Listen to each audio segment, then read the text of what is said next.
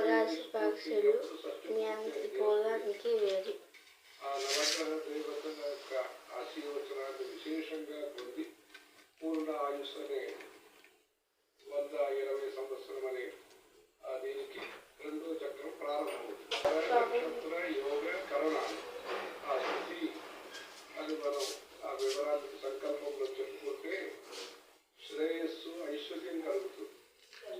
వారం దాన్ని చెప్తే ఫలానా వారం అని చెప్పినప్పుడు ఆయుష్ అది ఉద్దేశం. వారాతి ఆయుష్యవర్ధనం, నక్షత్రాతి హరతే పాపం, మన పాపాలను కూడా పోతారు. యోగాతి రోగ నివారణం, ఈ ఫలానా యోగం అని చెప్తే పఠనం చేస్తూ మీ అందరికీ అవకాశ పక్షులు నియంత్రించుకోవడానికి వేరు.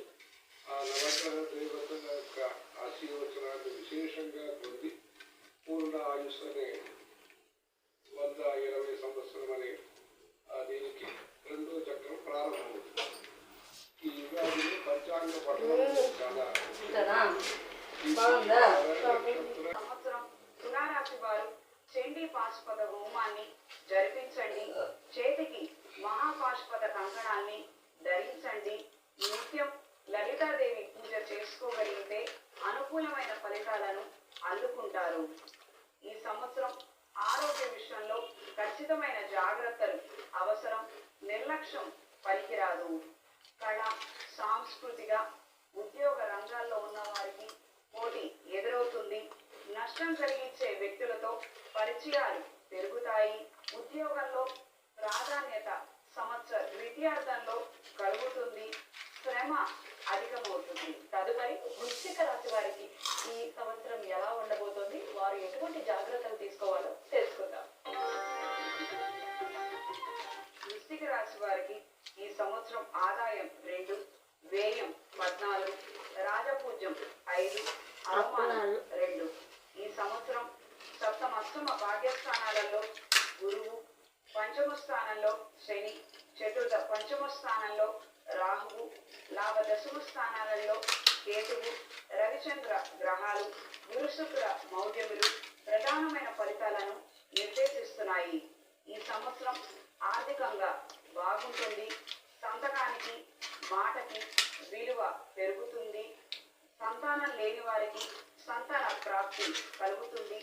అనవసరమైన వ్యక్తులకు అధికంగా విరాళాలను ఇస్తారు లేదా వాళ్ళ ఉన్నతి కొరకు ఖర్చు పెట్టే అవకాశాలు ఏర్పడతాయి.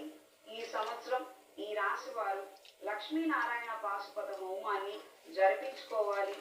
చేతికి కుబేర కంకణాన్ని ధరించాలి. నిత్యం లక్ష్మీదేవి పూజ చేసుకోగలిగితే అనుకూలమైన మార్పులు ఏర్పడతాయి. దూర ప్రాంత ప్రయాణాలు అధికమవుతాయి. దూర ప్రాంత వ్యాపార వ్యవహారాలు లాభిస్తాయి.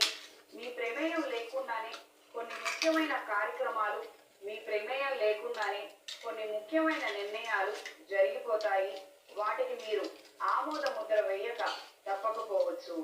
ఈ సంవత్సరం వ్యక్తిగత ప్రాధాన్యత మరింతగా పెరుగుతుంది. సో వృశ్చిక రాశి వారికి ఈ సంవత్సరం అర్ధాష్టమి వెళ్ళిపోతుంది. వాళ్ళు ఇప్పటి వరకు ఎన్నో ఎన్నో ఎన్నో కష్టాలు అనుభవించారు. సో మరి ఈ సంవత్సరం అయినా అమ్మయ్య అని ఊపిరి పీల్చుకునే అవకాశం ఉందంటారా?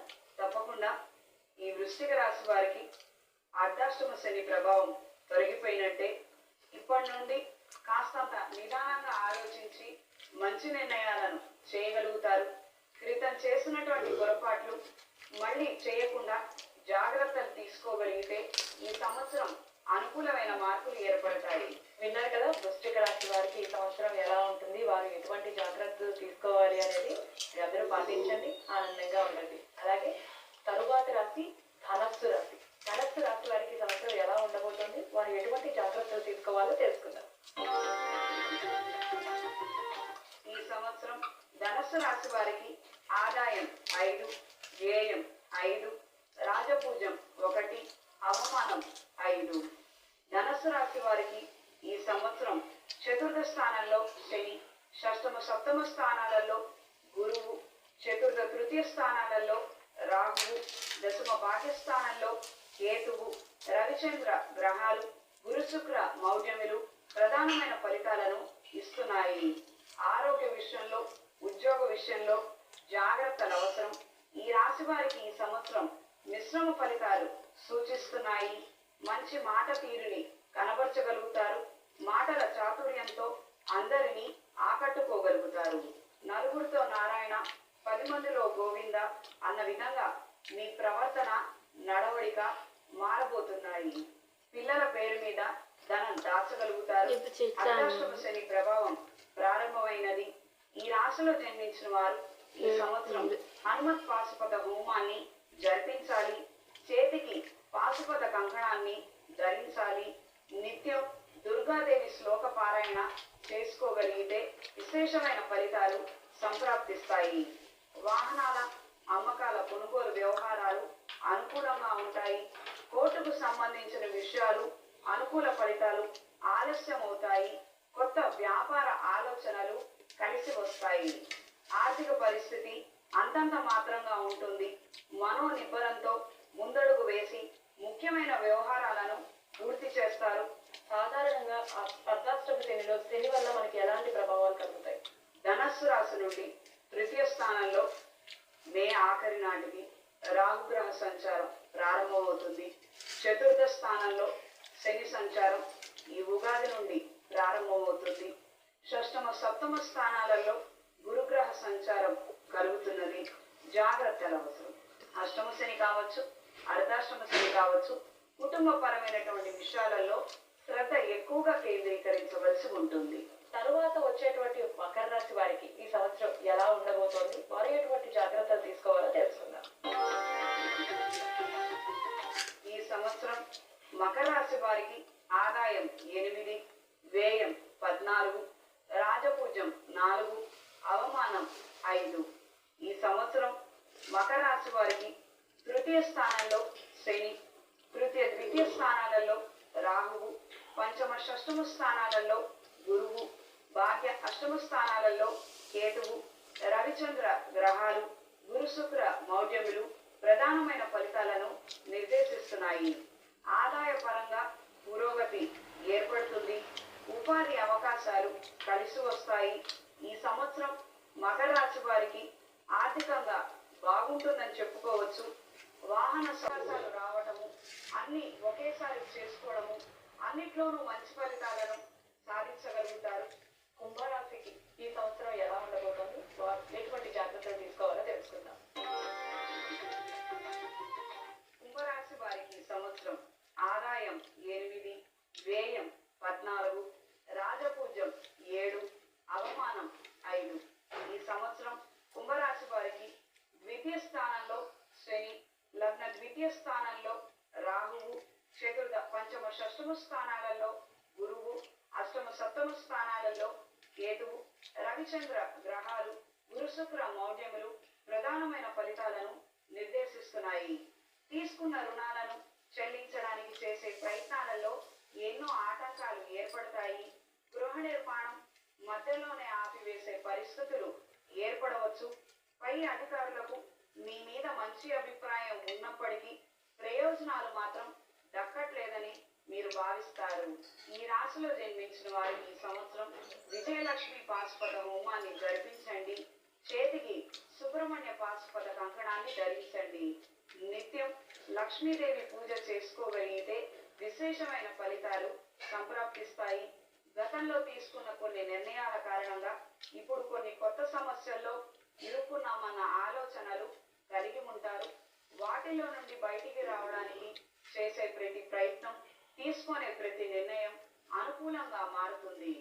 ఇవి రుణ బాధలు కావచ్చు, కోర్టు వ్యవహారాలు కావచ్చు, భూ సంబంధమైన విషయాలు కావచ్చు. పోటీ పరీక్షల్లో అనుకూలమైన మార్పులు ఏర్పడతాయి. ఉద్యోగరీత్యా బదిలీ కోసం చేసే ప్రయత్నాలు అనుకూలంగా ఉంటాయి. ఉన్న ఉద్యోగం నుండి లేదా కంపెనీ నుండి ఇంకో కంపెనీలోకి మారే ప్రయత్నాలలో కొన్ని ఆటంకాలు ఏర్పడవచ్చు. మధ్యలో 2 నెలలు ఖాళీగా ఉండే అవకాశం ఉంది. జాగ్రత్తలు వహించండి. రాజకీయాల్లో ఉన్న వారికి కాలం కలిసి వస్తుంది. రాజకీయ పైరవీలు లాభిస్తాయి. కళ, సాంస్కృతిక రంగాల్లో ఉన్న వారికి కాలం అనుకూలంగా ఉంటుంది. రైటర్స్ కి, పబ్లిషర్స్ కి, సంగీత సంగీత కళాకారులకు కాలం కలిసి వస్తుంది. చేసే ప్రతి ప్రయత్నంలో మధ్యలో సతమతమైనప్పటికీ ముందు సంకల్పించుకున్న ప్రకారంగా ముందడుగు వేయగలిగితే ఆఖరిలో మంచి ఫలితాలను అందుకోగలుగుతారు. జీవిత భాగస్వామి సలహాలతో కొన్ని నూతన కార్యక్రమాలను ప్రారంభిస్తారు. లీజులు, లైసెన్స్లు, టెండర్ల కోసం చేసే ప్రయత్నాలు అనుకూలంగా ఉంటాయి. ఈ రాశిలో జన్మించిన వారు కొత్తగా బ్యూటీ పార్లర్లు, కూరగాయల వ్యాపారాలు, సీజనల్ వ్యాపారాలు చేయాలన్న ఆలోచనలు కలిసి వస్తాయి. విన్నారు కదా కుంభరాశి వాళ్ళు నిర్ణయాలు తీసుకునేటప్పుడు కొంచెం ఆలోచించి నిర్ణయాలు కనుక తీసుకున్నట్లయితే మంచి జరుగుతుంది అని అంటున్నారు. ఏది చేసినా కూడా జాగ్రత్తగా ఆలోచించి చెయ్యండి, ఆనందంగా ఉండండి. అలాగే మన ద్వాదశ రాశులలో చివరి రాశి అయినటువంటి మీన రాశి గురించి తెలుసుకుందాము. అసలు మీన రాశికి ఈ సంవత్సరం ఎలా ఉంది, అలాగే వారు చేయవలసినటువంటి పరిహారాలు ఏంటో తెలుసుకుందాం. మీనరాశి వారికి ఈ సంవత్సరం ఆదాయం 5, వ్యయం 5, రాజపూజ్యం 3, అవమానం 1. మీనరాశి వారికి ఈ సంవత్సరం లగ్నంలో శని, లగ్న వ్యయ స్థానాలలో రాహువు, ద్వితీయ చతుర్థ స్థానాలలో గురువు, సప్తమ షష్టమ స్థానాలలో కేతువు, రవిచంద్ర గ్రహాలు, గురు శుక్ర మౌఢ్యములు ప్రధానమైన ఫలితాలను నిర్దేశిస్తున్నాయి. ఈ రాశి వారికి ఏలినాటి శని ప్రయత్నాలు రెండూ నెరవేరుతాయి. ఆరోగ్య విషయంలో జాగ్రత్తలు అవసరం.